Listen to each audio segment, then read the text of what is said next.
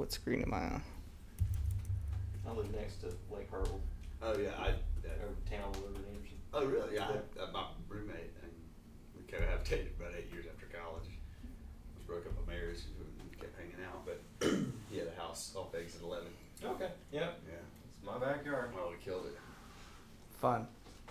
All right, thanks everybody for coming out. Some new faces, which is great to see. Is this the cryptocurrency group?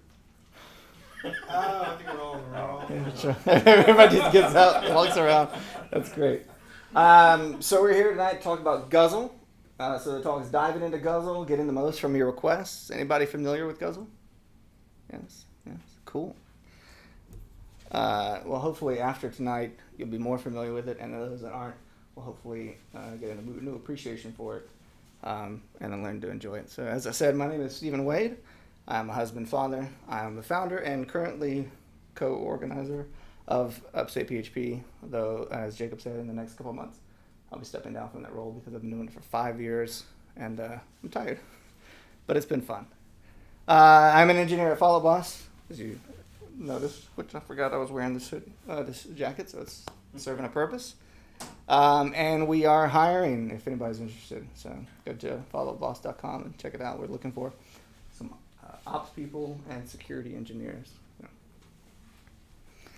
So the problem that I want to discuss is the fact that, well, HTTP requests are hard. If you've ever tried to make one by hand, it's difficult to. I mean, I'm sure that, like, I don't understand the sending of it, but the requests, the way they look and are formatted themselves, follow a pattern, but they're difficult to try and do. And so with that, like, when you're making HTTP requests, you have to worry about a lot of different components with it, right? So you've got to worry about your URLs, the host, the port, you've got to worry about any kind of subdirectories, query parameters, all of that. How do you build all of that? How do you validate it? How do you structure all that to be able to send that as part of your request? In addition to, you also have to worry about your headers. Anytime I have to hard code a header, even if it's content type, application JSON, I always Google content type. Is it camel case? Is it separated with a dash? I never remember. And then when I have to do like the PHP header function, I always forget, like, is it like the key and then the value, or do you have to? No, the right answer is you have to do the name of the header, colon, as part of your string, and then the value. So it's all one header file. So, and then even then, is it application/JSON? I always forget. But then on top of that, you got to worry about the method you're doing. Get, post, put, delete, options, head, maybe one more. I think those are the only officially supported methods, but you can actually have some custom ones, but trying to worry about any of that as part of your request is also difficult. And then once you succeed in sending a request, you've got to worry about status codes. What do the different status codes means? I always run to Wikipedia, click on the number 1, 2, 300, whatever, and scroll down to what it is so I can find what that means. Then you also have HTTP versus HTTPS. How do you do that? How do you send that? And so my examples I'm going to do tonight, I'm going to build like a little integration into Follow Boss, since that's where I work, and I kind of know the API, or should. And so making HTTP requests in PHP can be kind of simple if you want to keep it that way. You can use file get contents for some of the easy stuff. So we can pass in the URL, HTTPS, will append, which I just learned about this. You can do your basic authentication at the beginning of your URL. Didn't know that. And then you pass in the URL that you want to get. And now we all of a sudden made an HTTP request with a built-in handler for PHP. And so if all you want to do is make a simple request to a remote resource and file get contents is going to do your job for you, then good job. You can leave. You don't need the rest of this talk. Like I said, you can even do the basic auth. But if you need to do more with your requests, like error handling, logging, concurrent requests, then stick around. So how do we make HTTP requests in PHP? Well, I just showed one of the ways that we do it. And one of those ways being the file get contents. But there we have a couple ways to do it. We have streams. And so what's nice about streams is it's built into PHP. So we have file get contents, fopen.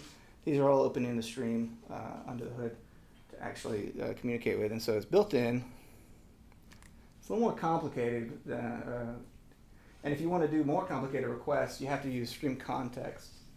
So that's like, I didn't know, again, when you're looking at file get contents, it takes the URL. But there's also, I think, the third parameter is context, where you can pass in authentication if you want, different headers you want to do. And so you can really get complicated with the context of it, but you have to kind of know the syntax of that. And so it just kind of adds to the complexity. It doesn't support persistent connections. And so this is kind of a big one. Not too big if you're doing just one call, fire and forget it. Especially with PHP, it boots everything up on your request, does what you need, and then tears it all down. Not a big deal. If you're doing any kind of long-term processes, any long-running processes, or if you're having to call multiple API or multiple URLs for their responses, that handshake, that initial handshake that you do in order to create the connection, authenticate, whatever, and establish that takes time. So that's kind of a performance thing. So being able to persist connections and reuse the connection actually speeds up your application. And streams don't support parallel requests. To be honest, a couple years ago I didn't know PHP supported parallel requests. I guess technically that's because it doesn't, because with built-in with streams it does not. So each request is blocking. You make one request, you just gotta wait until the server times out or it releases you before you can make the next one.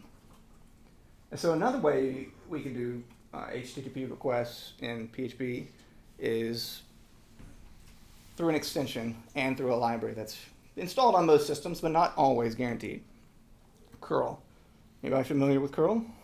Seen it as an option. It's a pain in the ass.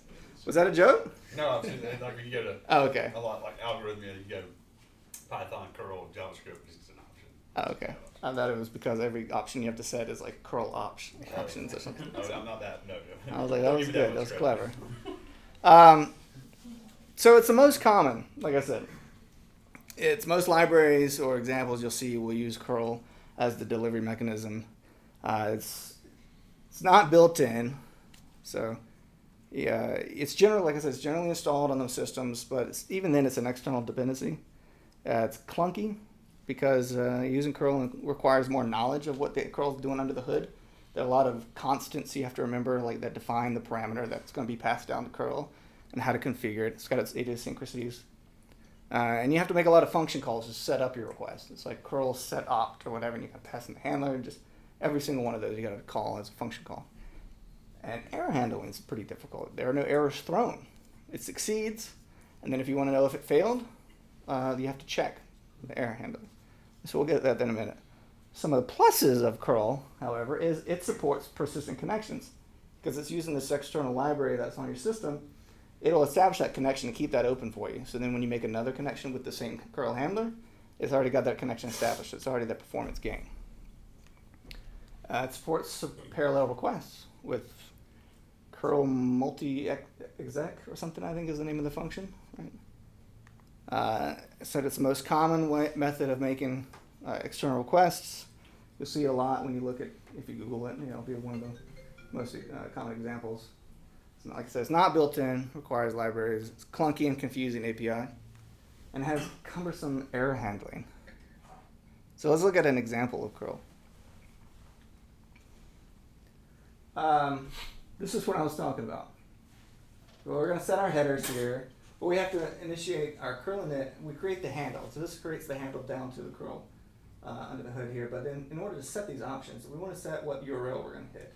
So we've got to call curl set opt curl URL or opt URL. We want to set the headers. We've got to call curl opt HTTP header, password for authentication, any connection timeouts, return transfers, and there are many, many more. These are just the common ones, which I don't even understand the bottom two too much. Kind of do, but not too much.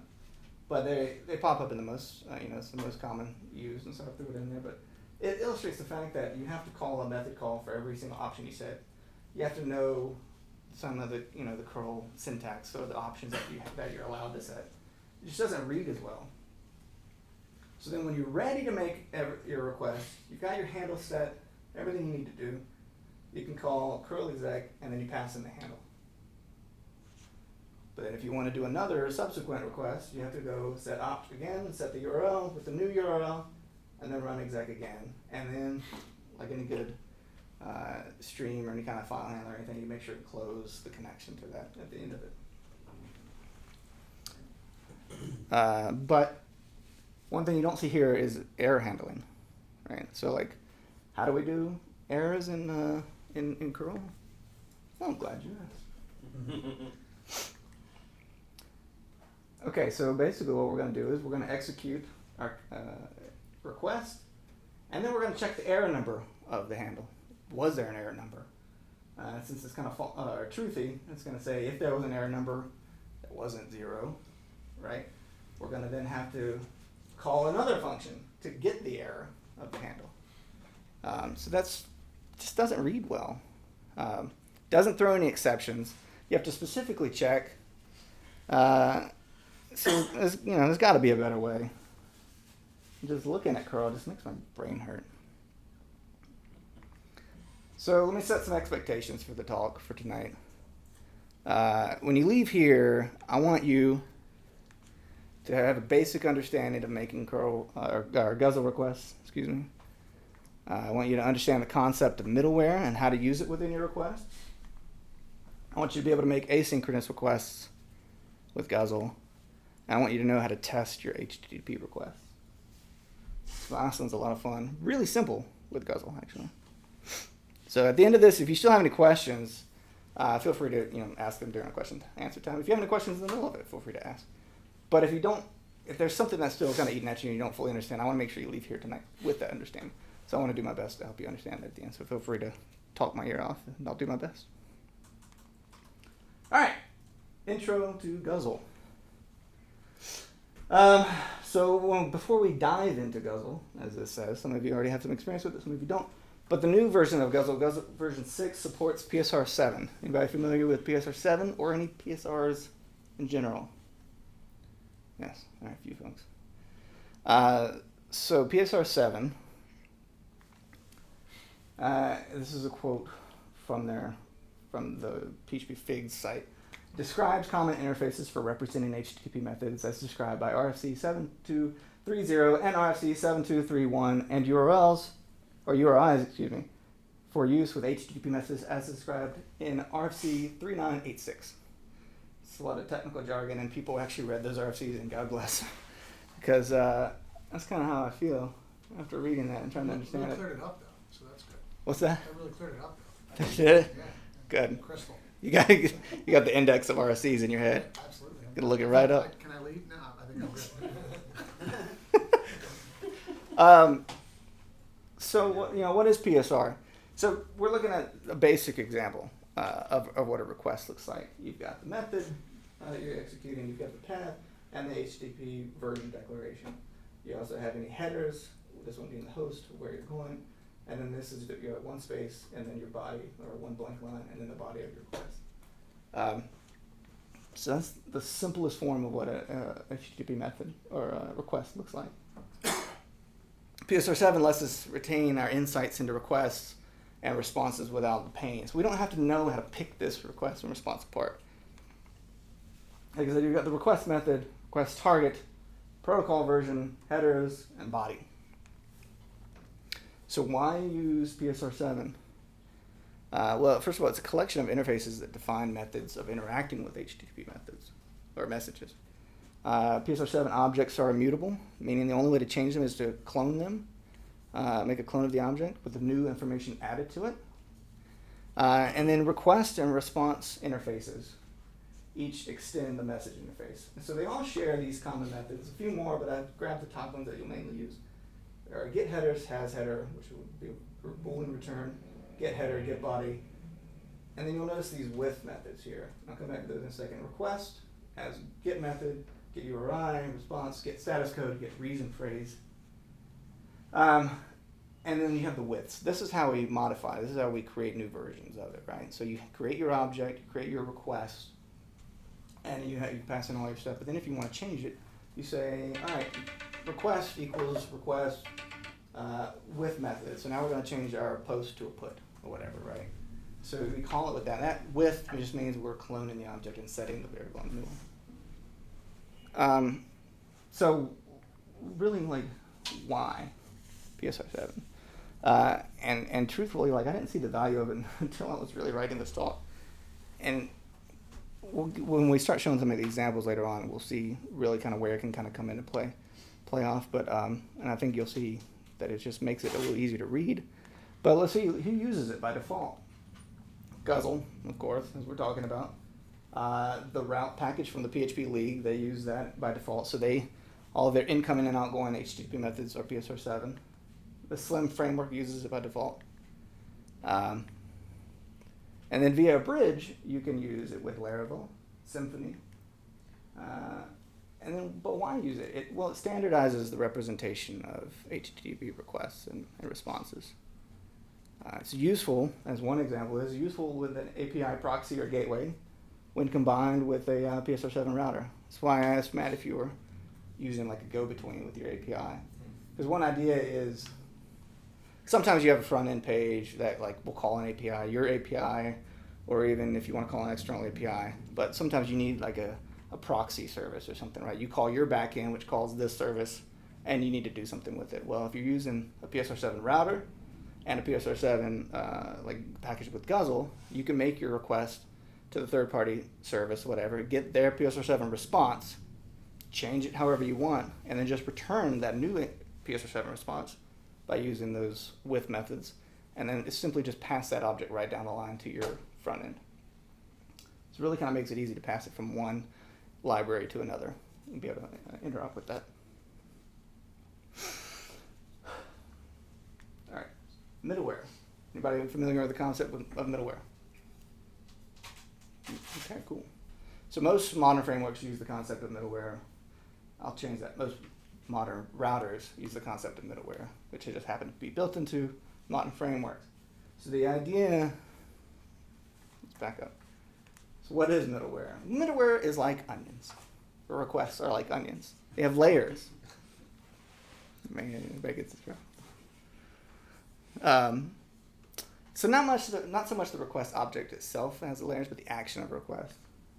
So I took this from the Slim Frameworks website, which kind of perfectly shows what we're talking about here. So a request starts and it comes in through the outer layer of these middlewares. First, second one in, first one. It's the order in which you add them, and then it'll hit your app.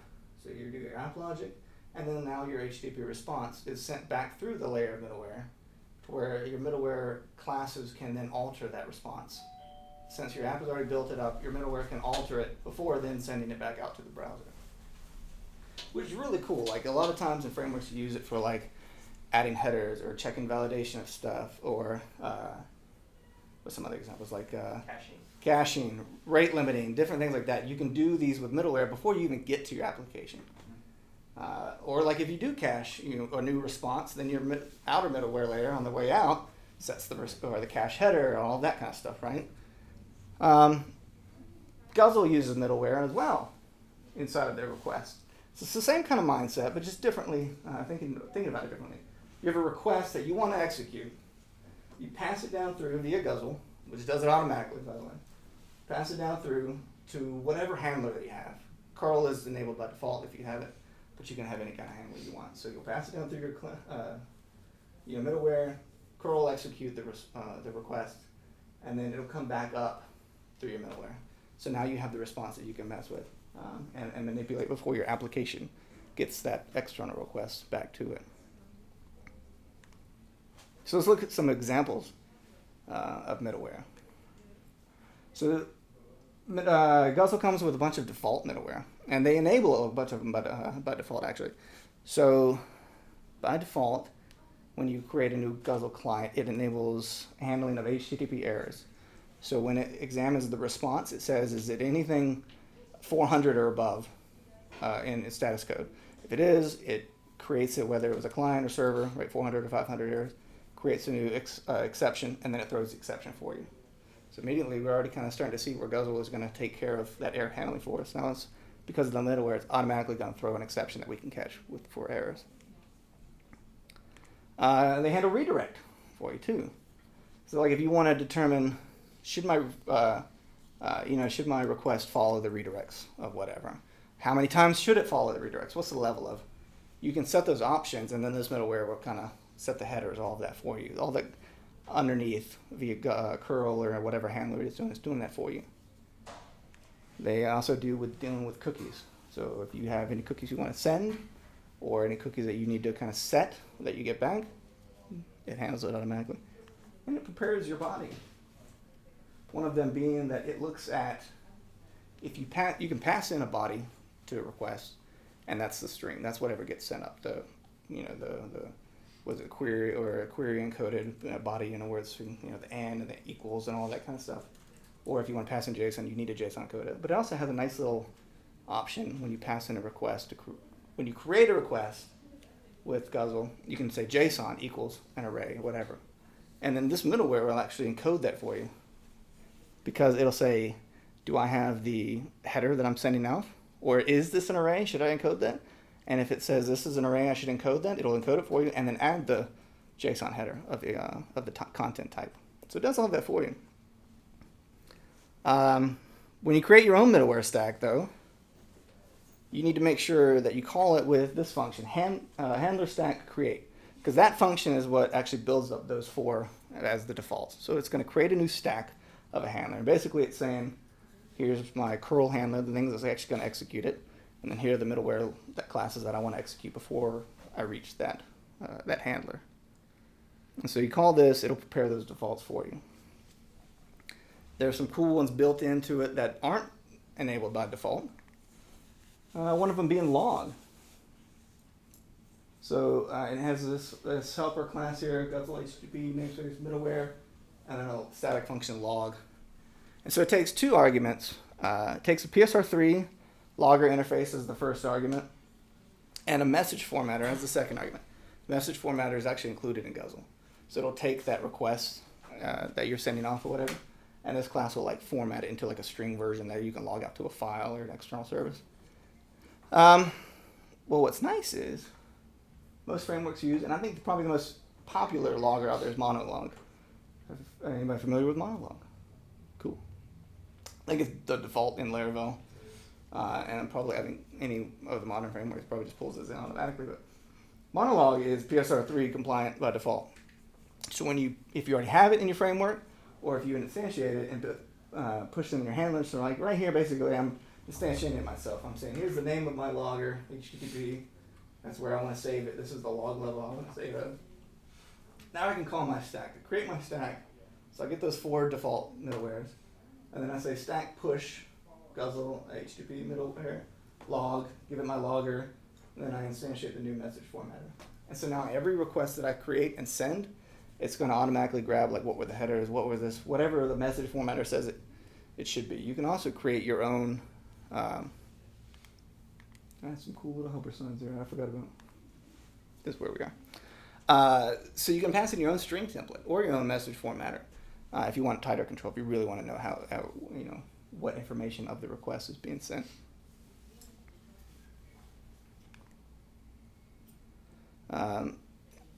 So when dealing with external requests, a paper trail is a must. I've spent the last 3.5 years at the jobs that I've had of doing nothing but building integrations with third-party sites, and everybody is different. Everything is it's gonna go wrong. So their documentation sucks.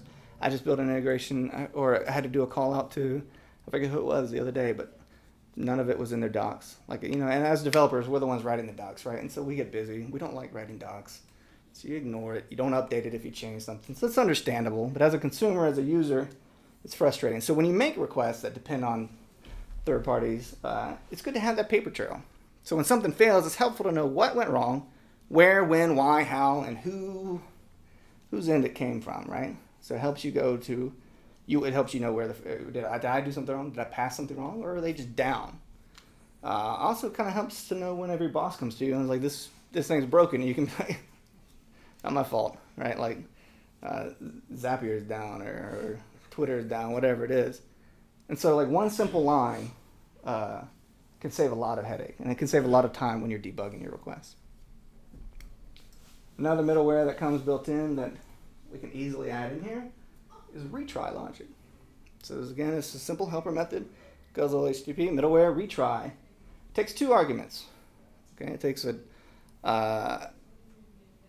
sorry, good to know. So anyways, it determines based on a Boolean value from your decider function that you pass in whether it should retry a function or retry a request. So if you make the request and it fails, it's going to come to this. This is kind of like that outer layer during the response cycle of the middleware, and it says, this is what happened. This is the response I received. Should I retry it? So like an example here is we're going to send in two closures, two anonymous functions. This is the same thing, right? Closure anonymous. Yeah. Here's our decider, and here's the delay. So our decider function is going to be handed the number of retries. So on your first one, it's going to get 0. Because I haven't done it yet. It's going to get your request object and your response object. So basically here, we're just going to say, is the status code greater or equal to the 500? So was it a server error? 400 is client error. It means you probably screwed something up. 500 means it's on their end. So sure, give it a minute. And here we're going to say, is it greater than 500 or equal to? And have we tried it less than 4 times? Cool.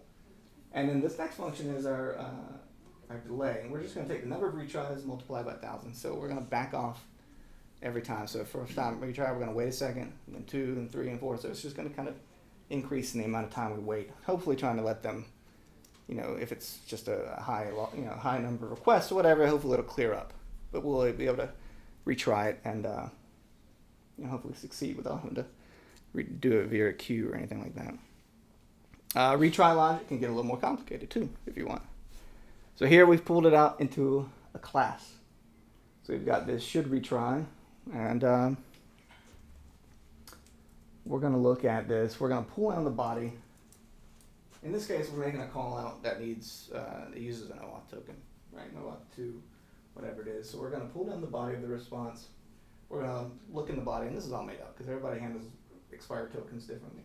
But it's going to say, is there an error set in that body? So was the status 400 and the error equals expired token? So that way we know our token expired. And like, oh damn, let's go refresh our token so we can just retry this again. If that's the case, then let's just go to our access token, say it expires at, reset that, save it, and then just return true.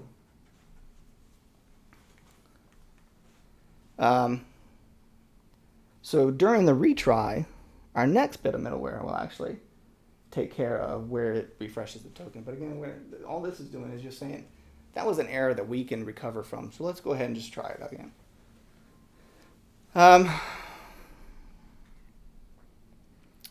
Before we get to the next middleware here. Well, actually, sorry, I have it out of order because the next middleware is not the one that I just referenced. But so the retry middleware just takes callables, any kind of callables. It's an anonymous function. It's a global function that you define. It's an instance of a class, a static variable, whatever it is. Here, it just makes it a little cleaner. If we just say, here's our instance of our retry middleware, pass in our dependencies, and then that's the name of the function for the retry and for the delay. So it just kind of cleans up that code. So you don't have all these kind of anonymous functions and callbacks that you have to deal with. There's another cool little middleware that's built in, tap. Tap takes 2 callables again, a before and after. This is just a listener middleware. You can't actually modify or alter the request or response. It's just kind of, you get to act on it before or after the request. And before is invoked, I said before, request is sent to the next handler, and then after is invoked after they're being forwarded the request. So let's look at an example of this. Anybody use statsd? Any kind of metrics? I love metrics. I metrics everything. Again, it's that paper trail. You want to know what failed, what succeeded, whatever, to get the counts. Let me see the graphs in Datadog or whatever it is. Data is the best. When you want to know what's going on, just log everything. So anyway, statsd is a metrics library. Metrics, it's external, but statsd package is a library that you use to connect to statsd, which I will create the metrics for you. Anyways, configure that up. We're going to just simply push that in here via tap. This is going to be our before function. So we're going to just say statsd increment some key, just by 1. So in this case, our key is API key.usage. And basically that just says every time we're going to do a request that requires, in this case, an API key to be used, we're just going to tick that one more time. So this kind of helps us to see how many times we're calling that API, what our usage is. Where this kind of comes in handy is I built an integration at my former Help Scout into HubSpot, the CRM. HubSpot had a thing was, I think you got 150,000 requests in 24 hours across your developer account, not your customer that authenticated with it. So even though they're customers or whatever, so it was like cumulatively as a whole company, if everybody had a HubSpot account, we'd probably be screwed and we would have run out in a 24-hour period number of requests that we made to them. And so one thing we did to track it was we would just say, let's just increment that number. We know this is being used, let's increment that up and just kind of see where we are. So again, like I said, this is just a good practice with the paper trail. You can use the whole thing and you use part of it. So here we're passing in the stats-d. We're going to just check the header here. So this is, again, this is kind of like just basic auth. Follow boss uses basic auth, so your API key is your username and then it's an empty password. So here we're kind of, you can see that our function is past the request. So we're going to say get header authorization. We're going to get rid of the basic before the auth, whatever. We're going to have that decode that explode on the colon, so that separates our username from our password. And then we're just going to say stats-d increment, and then now we're going to add that specific API key as a key that we're incrementing and we want to track. So now you have that kind of metrics for every customer. Again, you can use this for as its own class. Again, it's a callable. So in this case, we chose to have it be the instance of invoke, which makes this class now callable. We're also using some syntax here borrowed from Laravel, straight up stolen. At make, passing the class, which all of our dependency injection will take care of passing all of this stuff in. That's all fluff to get here. So we can have that's the increment. So that means that code that creates our Guzzle class for us, our Guzzle client, and we pass in all the middleware and all of that, that's just a lot cleaner, right? We can just pass in this one line, and the rest of it's thrown away. What's great about that too is now that you've broken your middleware out from where you're actually implementing it into its own class, you can now test that, right? You can sub in your stats-d, you can make sure your middleware is fully tested, pass your stuff in there.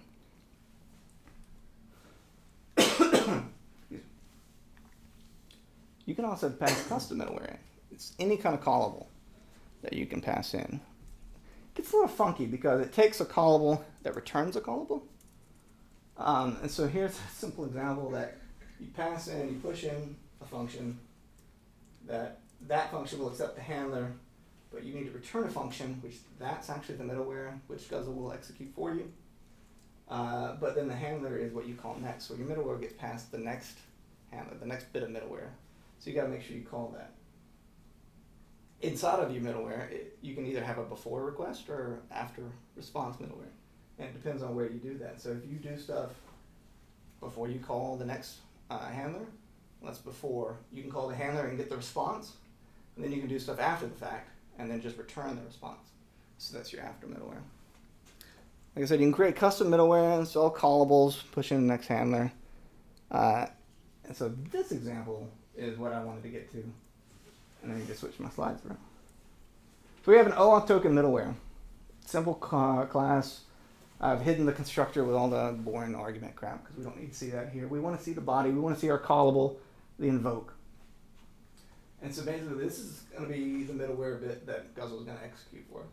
We're going to be past our request and then any kind of options that are going to go down to our handler. So this will run as a before middleware. Before we make our request, we're going to check our access token and see if it's expired. If it has expired, we can just reach out to whatever OAuth provider, we can get a refresh token, and we can save it off. So that just handles that before we even make the request. We don't have to deal with that 400 failed requests because the token was expired. We do it beforehand. And then now we know down here, this second part is actually what's handling adding the request header. So we know after we get down to here that is a valid token, that it's not expiring. And then we just pass that request on down. to the next handler, and we return the next handler. But this is where I was talking about the PSR7 comes into immutability, right? So this is the initial request that we got. You say with header, add this new one in, and this object is now completely different from this one. But it makes it easy to know, like if you wanted to change that out and to test it, right? You can easily test it because you know whatever gets to this point, it's always going to be that. And then you modify it, and it's a new object. You're not actually mutating or having any unintended side effects from that. I had a quick question. Yeah. Company like Follow Up Boss, you've got Guzzle, decent size. You've done a good job in this space. How much? I'm asking in context of how you guys choose to build out your architecture from here on out. Right? Like how much technical debt would you say you have, like compared to the average middle-sized company? And how do you make decisions based on what technical debt you have and how that's going to get you further along in your development process? I'd say, at least from my experience, for the size we are, average technical debt. And by average, I mean average for the size. Yeah. But it's still a lot. Right. Because it's legacy code base, but it pays the bills, right? Like it's not a greenfield project. It's not the prettiest to look at or maintain, but you've all got good jobs and you make good paychecks and you go home at 5 o'clock at the end of the day. Yeah. And so there's a good bit of technical debt there. Everything works. So you're really reluctant to change things and move, you know. Right. Don't get mired in Right. It's somebody's aggravated with like when it's working. Right. I didn't know how y'all make decisions like going forward. How do you avoid things? And because it's what's the benefit going to give us? Mm-hmm. You know, like we have, and you try to build in some of that. You take manageable chunks and you build it into, you know. With the Guzzle thing, we have a small little microservice, if you will, that's a library that handles our webhook requests. And so, like, you can, via our API, you can create a webhook subscription. So anytime certain events happen in our system, we'll fire off a webhook to let you know about it. So you don't have to continue polling our API. I got in and I looked at the code and I was like, man, it's using curl. I can't read it. It's using like manual loggers and stuff. I was like, Guzzle would be great. We can add tests around it. We can add middleware. We can add the retry logic. I just had to go in and update something. So like if we get a response from a external request that we're trying to send the webhook to, and it gives us a 410 or a 406 response, we'll actually queue up a job to disable that webhook. Because I don't remember what those stand for, but basically they're not there anymore. And so we were seeing like big spikes and like retrying it so many times. And so I've kind of convinced them to invest in, let's switch to this, right? Because we can have this middleware of, should we retry it? We can create our own of saying, was the response 410 or 406? And then that middleware is responsible for, disabling the webhook. We can add the logger middleware in there. We can add these metrics. And all of that then can be broken out, each one tested. And so it's one of those things where, like, yes, as we're doing improvements, let's do it. So the first step would be basic request, take it from curl, put Guzzle in. And then as you're doing something else, add a logger middleware and take your old manual logging out, retry logic, stuff like that. You just kind of mix it in when you can. That's good. Yeah, so cool. Like I said, you'll pass this dash down the line, and the response from that is whatever your next middleware handles.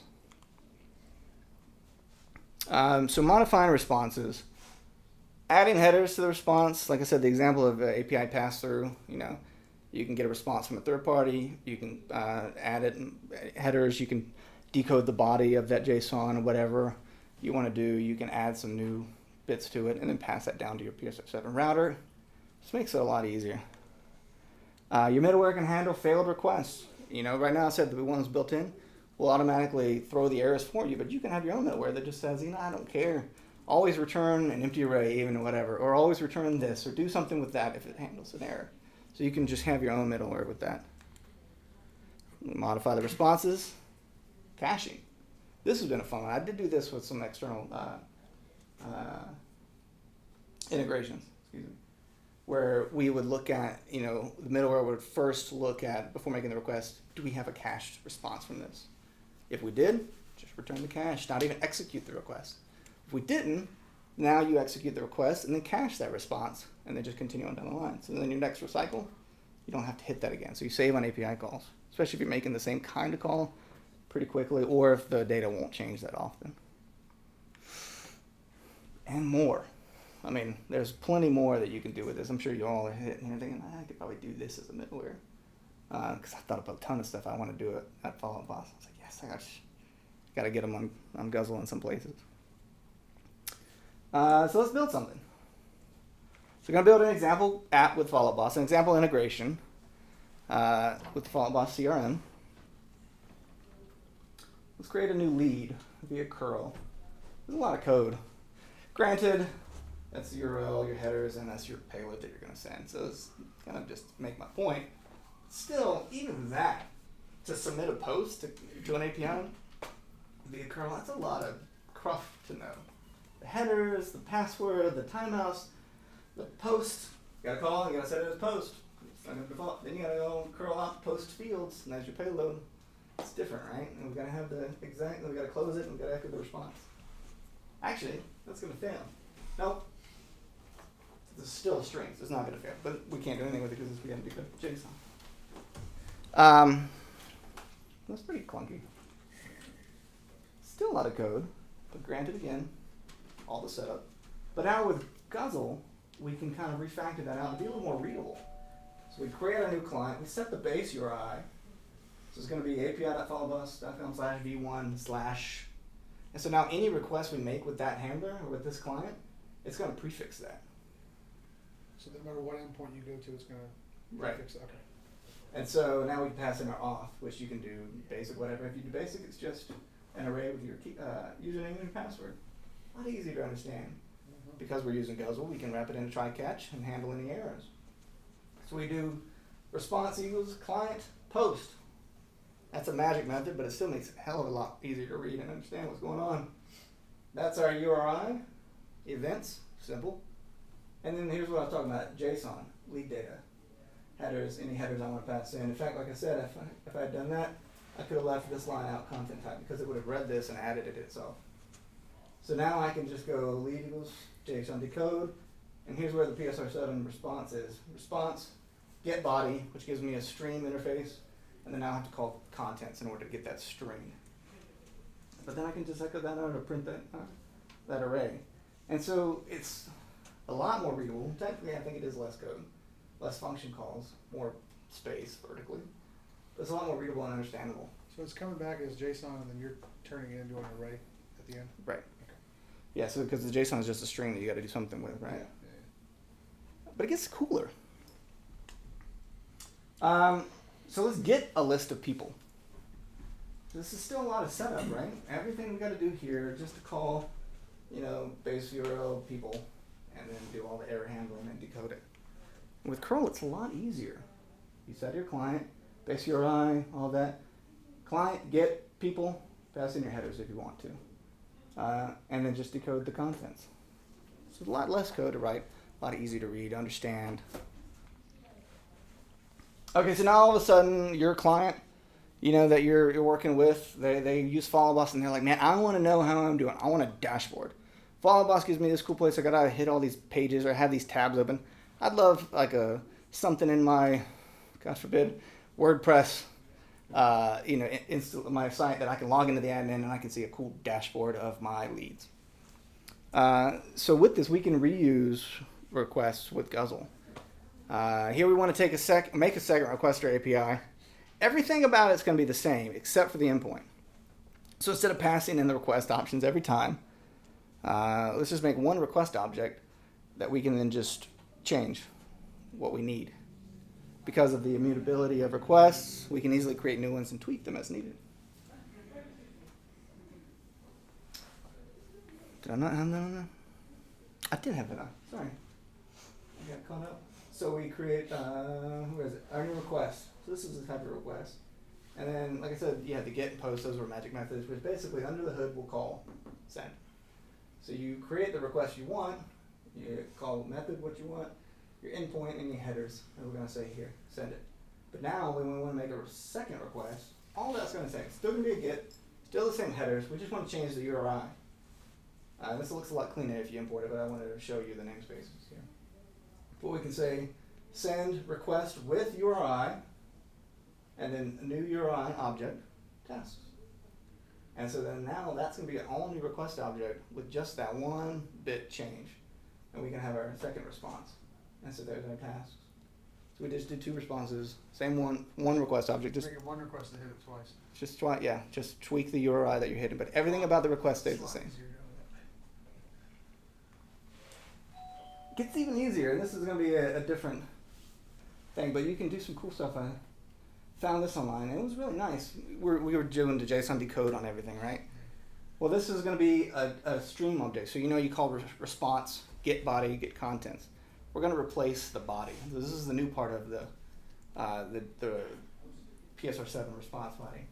Basically, what it's going to do is it's going to implement the stream interface, but it's also going to implement JSON serializer.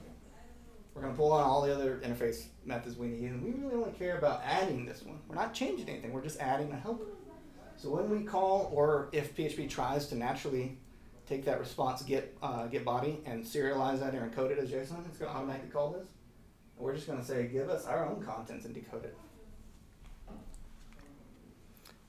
And so we're going to add this as middleware. So we're going to say we're going to use this one here, map response. Map response takes a function. You're going to get the request or the response, We're going to instantiate with the body, and then we're just going to say return response with body.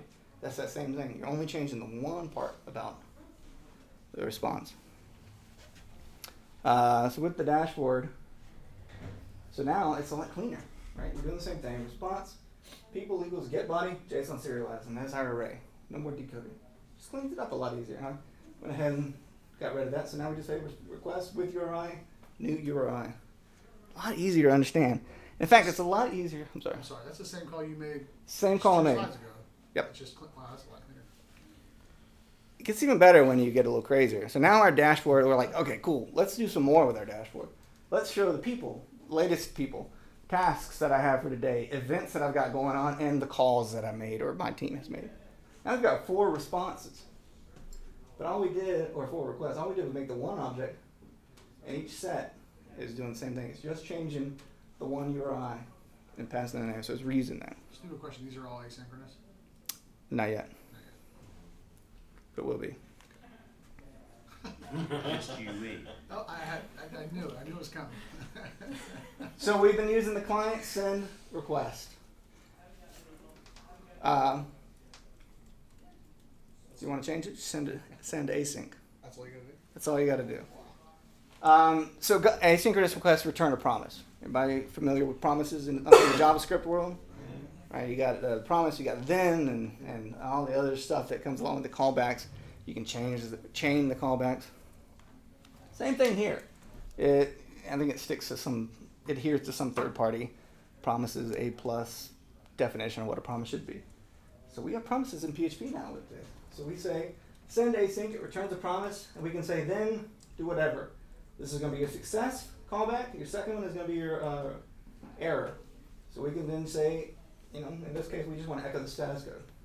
But if it failed, we want to get the message of it, the request exception. That's going to give us that header line. We're also going to see what the method was. Was it get, post, delete, whatever it was?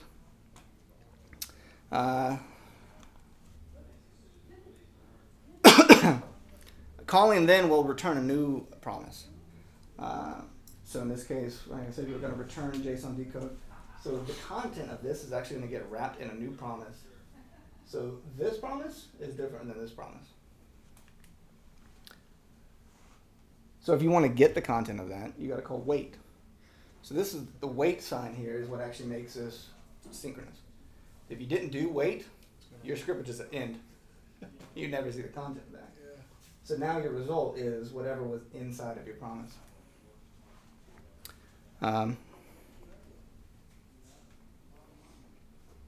So let's look at our dashboard again. It's cleaner than it was with curl. Still messy though.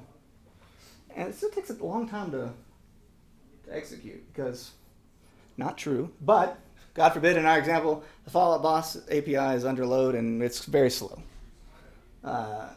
So let's refactor this to be asynchronous. So we're just going to make this a little helper, endpoints, the ones we want to call, a list of promises. We're going to loop through each one of those, create the request. We're going to add the key to the promises of the endpoint we're calling. We're going to send async, and then that's it. I mean, that's really all we wanted to do if we had to. Here's just the helper. We're going to decode it. And this is actually valid for what our API returns. So if you call people, there's going to be a JSON response, and your people is going to be a key inside of that. So here we just have to magically do that and say whatever is in that JSON that matches that endpoint, return that. And so now our results is a list, or actually, sorry, our promises is like a list of 4 promises. So how do you call all those? Wait on those, make those synchronous again. You call unwrap. This is the helper method or helper function that comes with the Guzzle promise library. Calls unwraps. Basically, what it does is it loops through all of the promises and it calls wait on them. So it turns them to be not synchronous again, but it calls them to be synchronous. I don't exactly fully understand how it works at that level. But the result's going to be a new array. So at this point, now the result is no longer any kind of promise or anything. That's actually just your array of your arrays. So I'm assuming it's an array of all the endpoints.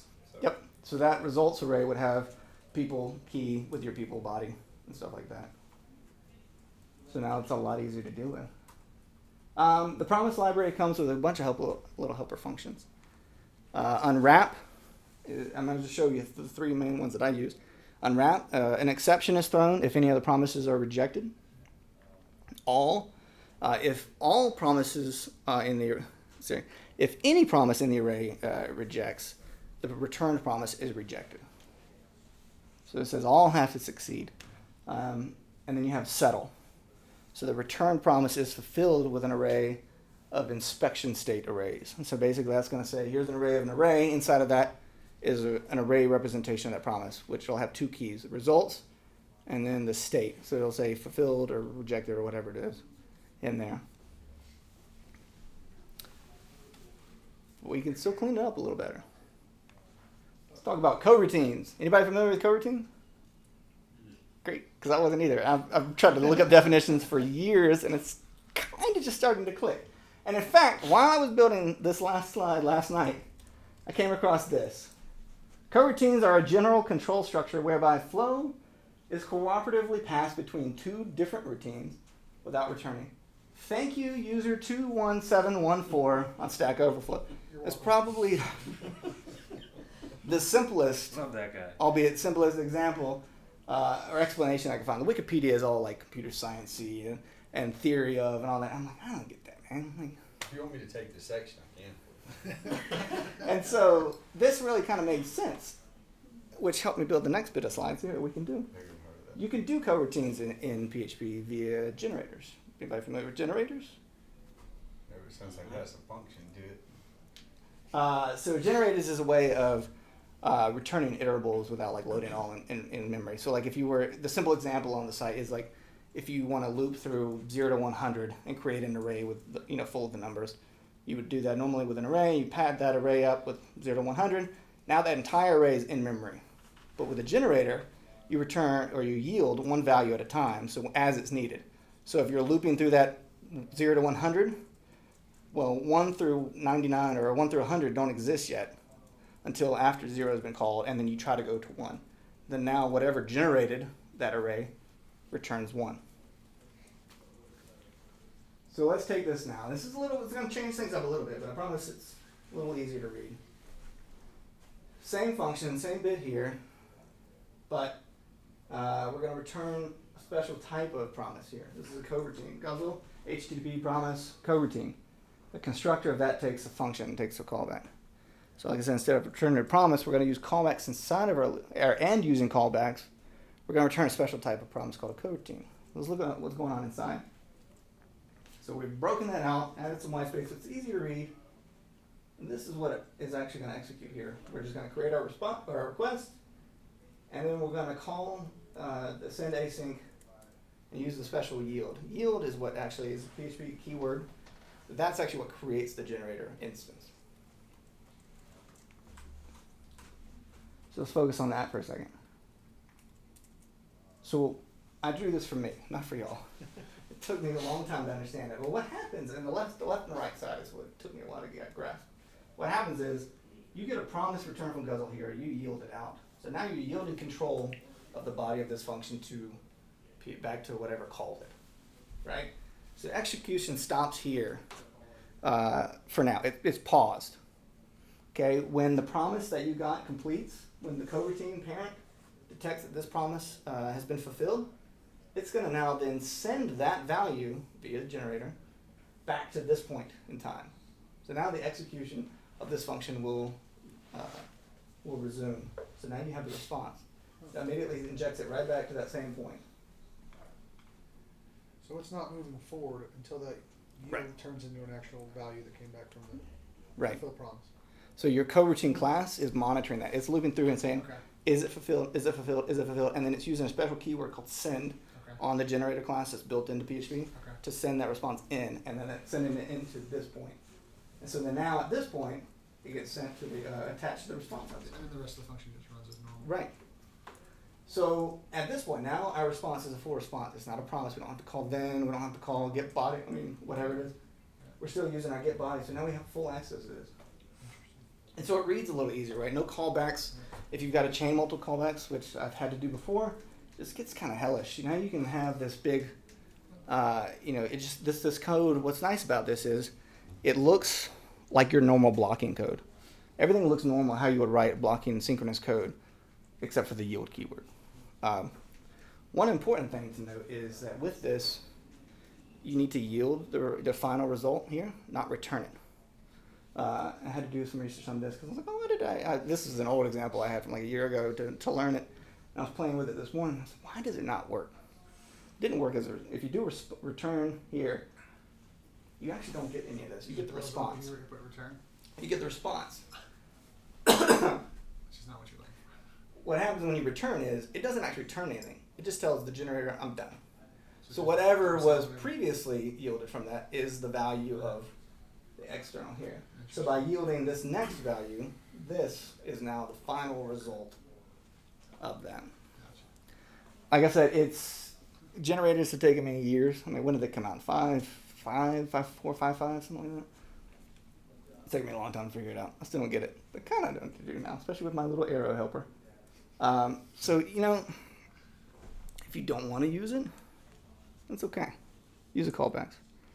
But why should we use the coroutines? Avoid multiple chain callbacks. Code flows more naturally. Use try catch to handle errors. Oops. And like I said, inside of a coroutine, you can wrap your request inside of a try catch, so you can deal with the errors for that request. Again, it just looks very very synchronous and blocking, just like the normal code you would write. Our last bit of section here. Testing. You can write tests for your requests and your responses. Tests are very important. Who tests their code? Like, you mean before you deploy it to production? I'm gonna kind of raise my hand because I'm guilty of it too. He does. I'm guilty of it too, right? So, You mean when users get it? Does that count? He was fixing a bug, right? somebody's testing your code. That's it. But so if you do get in the habit or want to test your request, you can. You don't have to hit an API to actually do this. So what's great is Guzzle comes with a mock handler. So like I said, the handler just picks by default is Guzzle. Curl. You can have a stream handler, which is use PHP streams under handler. You can create your own if you're that smart. I'm not. But then you can also use a mock handler. Mock handler basically, in this case, it's going to take an array in its constructor. And this is just a queue that it's going to do. So it's going to say it's got 3 items in the queue. The first response, success with 200. Second response, 202. And then the last one, it's going to fail. So you pass in what you're expecting to happen. So you can see how your application handles that. So we create our handler stack, create with the mock, create our client, pass in the handler. So now that Guzzle client has the mock handler, it thinks it's going to do it. So when we make a request, doesn't matter where to, it's going to return 200.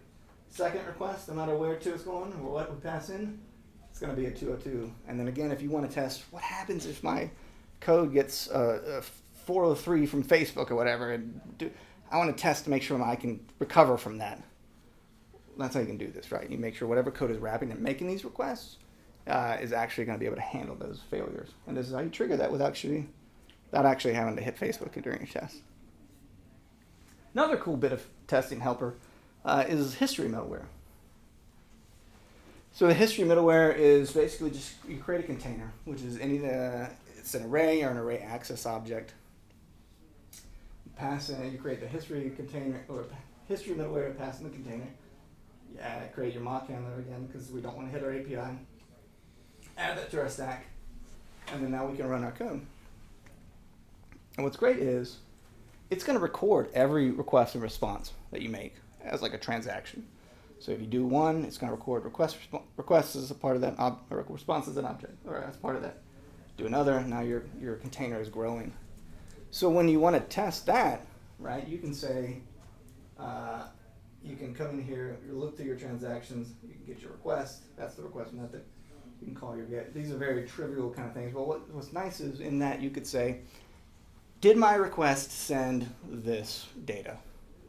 You know, and so like now your implementation code of what's building these requests and executing them, you can ensure that in your test via this middleware, you can say, cool, it actually built the headers that I expected it would build. It actually did that and sent it off. Or, you know, and then if that did, this was the response that I expected to get, or whatever, right? So you can kind of do that, and you can test all of your points, request response, without hitting anything. Inside of that, like I said, you can say assert equals Swadeco. It's my name. It's my business name, maybe. But you can just say, you know, transaction request, get header, X system, which is required to make a request follow bus. And then you can just assert that, yeah, that request actually contained that. So it comes in really handy. Any questions? Where'd you get that slide? Look, oh my God. That is not live. Holy cow. Tom Hanks, wow. That's good. Have you not seen the David S. Pumpkins? I have not. That's homework. Go look up David S. Pumpkins. I'm going It's the to. dumbest, funniest thing. That's fantastic. Look at that. You either watch it once or you watch it over and over. I even watched the full-on, like, Oh, yeah. 30-minute animated special they did. I think that was last minute. It was bad, but good. But it was, I mean, like, it was just so weird. Entertaining. That's just crazy. I don't even know what to say about that. Any questions? Questions? Comments, concerns? There was this would have been back in maybe 2014, so Guzzle 3, they had a feature where you could like give a JSON descriptor file of a API Yes. of all the possible calls and the parameters that would be expected and all that, and it would actually build your client for you. Does Guzzle still support that? It does, but it's a separate package. So like when they have upgraded at some point, they've split a lot of these out to separate packages. And so it's services, I think is what it's called, Guzzle services. It still exists. I don't think it's their recommended way of doing certain things. I loved it. In fact, I built part of Help Scout, my previous job's API on top of that. But yeah, I know exactly what you're talking about. Yes, they do. You still have to just pull in that package to do that. Alright, so the async stuff, you keep the connection open and you're making multiple requests. Very similar to something like HTTP2. Does Guzzle support it, or is there any benefit to even bothering with it? I know most people don't use it. So. It's a good question. I don't know, Okay. but I can find out. It's a good question. HTTP2. I mean, if anything, you know, you're like, here you go, you have this thing because nobody uses HTTP2. I mean, Well, I know, like, at least I don't know from, of anybody that's really uses it. But from yeah, my understanding of it, it was it's like- more of a benefit to where, like, the server could push stuff to you. Kind of Yeah, like you a just- it website was just a replacement kind of constant thing, right? Connection that you never had. Yeah. Yeah, you made that one call, made the connection, and then you know. I don't see why I wouldn't. Like, I guess if you have a handler that could, then Guzzle is really just a wrapper for whatever handler. So if curl can do it, yes. If Yeah. PHP streams can do it, yes. Whatever handler that makes the request itself, then Guzzle does it. PSR7 support HTTP2? That's a good question. It it defines what the protocol version is. So I would assume that just as long as HTTP2 is an accepted RFC, that you could either just change the protocol version. Because really that, let's go back up. Where is it? No, that's not it. Where is it? I've lost my slides. Whatever slide it was that had the the body I showed you, what the actual, that just tells you what it is. So as long as it can send it over, and then your server can respond to that HTTP/2.0 or whatever it is, it could support it. Really good talk. I have to actually take off. No. But Thank you. thanks for the work. All right, thanks, man. Any further I'll see questions? you guys next time. Clap it for myself. Yay, me.